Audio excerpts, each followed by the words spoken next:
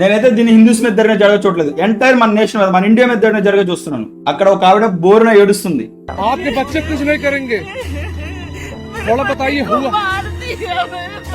నా భర్తను చంపేశారు, నన్ను కూడా చంపేశారు ప్రాధాయపడింది. కానీ వాళ్ళు మాత్రం ఎటువంటి హాని తలపెట్టలేదు. వాళ్ళు ఏం చెప్పారు తెలుసా? Tell to Modi. ఇదే వాళ్ళు చెప్పింది, టెల్ టు మోడీ. అంటే వాళ్ళకి మేము మిమ్మల్ని చంపం, మీరు వెళ్ళి మేము ఇట్లా చంపామని చెప్పనేసి మీరు వెళ్ళి మోడీకి చెప్పండి అని చెప్పి ఆ మాట చెప్పారు. ఈ మాట గుర్తుపెట్టుకోండి. మోడీ ఏం చెప్పారు లాస్ట్ లో చూద్దాం. 2 కొండల మధ్య ఎత్తైన చెట్లు, చూడడానికి మినీ స్విట్జర్లాండ్ అని చెప్పని పేరు కూడా ఉన్నది. అక్కడ ఉష్ణోగ్రతలు -డిగ్రీస్ లో పడిపోతా ఉంటాయి. ఎంతో అందంగా ఉండే అట్లాంటి నిర్మాషమైన ప్రాంతంలో చాలా మంది తన ఫ్యామిలీస్ తో కొత్తగా రీసెంట్లీ మ్యారేజ్ హనీమూన్ ట్రిప్స్ అని చెప్పి పిల్లలను తీసుకొని ట్రిప్ కి వెళ్తే ఇలాంటి సంఘటన ఒకటి జరుగుతుందని వాళ్ళు అసలు ముందర కూడా ఎక్స్పెక్ట్ చేసి ఉండరు.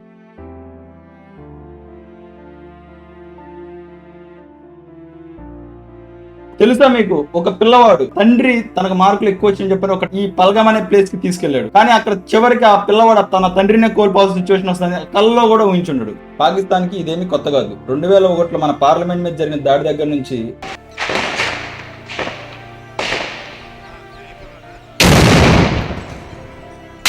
మొన్న జరిగిన పుల్వామా అటాక్ వరకు, మళ్ళీ రీసెంట్ గా పల్గం టెర్రర్ అటాక్ వరకు ఎవరు ఊహించని ఎంతో మంది ప్రాణాలను బలి తీసుకున్నారు. అఫీషియల్ గా అందిన సమాచారం ప్రకారం మొత్తం 28 మంది చనిపోయారు.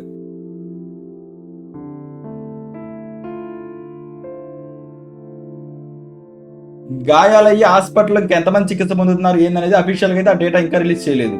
కానీ అక్కడ విజువల్స్ అయితే చాలా డిస్టర్బింగ్ గా ఉన్నాయి, అందుకే నేను వీడియోలో పెట్టలేదు. అసలు ఈ ఉగ్రవాదులు ఇంతలా రెచ్చిపోవడానికి గల కారణం ఏంటి? ఎవరి మాటల వల్ల వీళ్ళు ప్రేరేపితులు అవుతున్నారు? కరెక్ట్ గా దీనికన్నా ఒక 10 days ముందు వాళ్ళ ప్రధానమంత్రి పార్లమెంట్ లో ఏం మాట్లాడాలో ఒకసారి చూడండి. नगर में ऐसे गैर मुल्की आए हैं जिनके पास भारी हथियार हैं।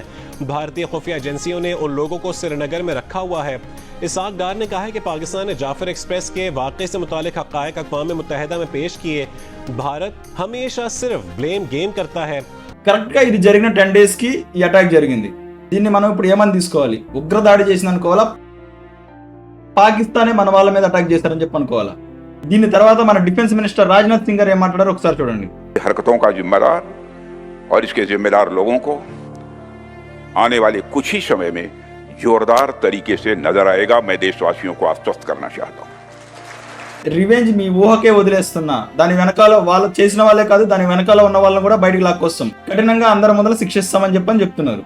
ఇక్కడ మన వాళ్ళు ఎంతో బాధలో ఉంటే అక్కడ పాకిస్తాన్ మాత్రం అట్లీస్ట్ కండోలెన్స్ ప్రకటించకపోగా తిరిగి ఇదంతా మన ఇండియానే కావాలని చేస్తుంది, ఇంటర్నల్ గా మేము ఇండియా వల్లే కావాలని చేస్తున్నారు. We are different from the Hindus in every possible aspect of life. Our thoughts are different, our ambitions are different. Kashmir మాత్రం ఎప్పుడు మాది, అది మీకు సొంతం కాదని చెప్పని ప్రగల్భాలు పలుకుతుంది. ఇంకొకరైతే లోకల్ గా అక్కడ సెలబ్రేట్ చేసుకుంటున్నారు. మనం ఇంత బాధలో ఉంటే వాళ్ళు సెలబ్రేట్ చేసుకుంటున్నారు.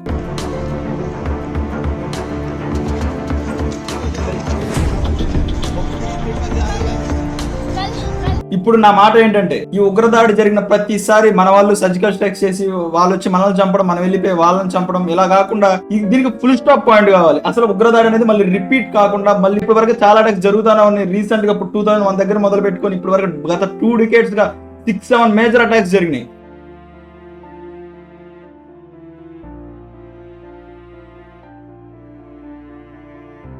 ఇలాంటి అటాక్స్ మళ్ళీ రిపీట్ కాకుండా, అసలు పాకిస్తాన్ అనేది మళ్ళీ రెండోసారి మన వైపు కన్నెత్తకుండా ఇట్లాంటి అటాక్ జరగకుండా చూసుకోవాలి మేజర్ గా. దానికి ఏం చేయాలి? ఇలా అయితే బాగుంటదేమో. టెర్రరిజం అనేది ఒక మతానికో, ఒక ప్రాంతానికో, ఒక దేశానికో పరిమితమైనది కాదు. ఇది అన్ని దేశాల్లో సమస్యగా ఉంది. మేజర్ గా దీన్ని ఎలా రెస్ట్రిక్ట్ చేయాలంటే, ఈ టెర్రరిజం అనేది ఎలా ఆపాలంటే, ఇది మనతో ఒక్కరితోనే కాదు, అన్ని దేశాల వాళ్ళు యునైటెడ్ గా కలిసి తీసుకోవాల్సిన డెసిషన్ అనమాట. ఎవరైతే ఇలాంటి చర్యలకు పాల్పడుతున్నారో, ఇలాంటి చర్యలకు వెనకాల నుంచి ప్రోత్సహిస్తున్నారో వాళ్ళని మేజర్ గా ప్రతి సంబంధం, ప్రతి వాణిజ్య పరంగా కానీ దౌత్య పరంగా ప్రతి సంబంధాలు వాళ్ళతో బ్రేక్ డౌన్ చేసుకుంటేనే, వాళ్ళని ప్రతి ఒక్కరు వేలెత్తి చూపించి ఐసోలేట్ చేసేయాలి. అన్ని బ్రేక్ డౌన్ చేసుకుంటేనే దీనికి పరిష్కారం అని చెప్పి యునైటెడ్ గా దేశమంతా, ప్రతి అన్ని దేశాలు కలిపి యునైటెడ్ గా ఈ డెసిషన్ తీసుకుంటేనే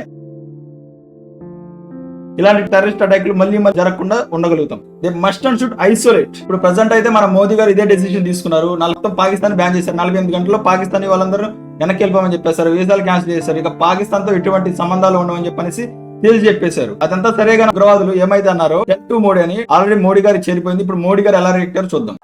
today from the soil of Bihar I say to the whole world, India will identify, track and punish every terrorist and their backers.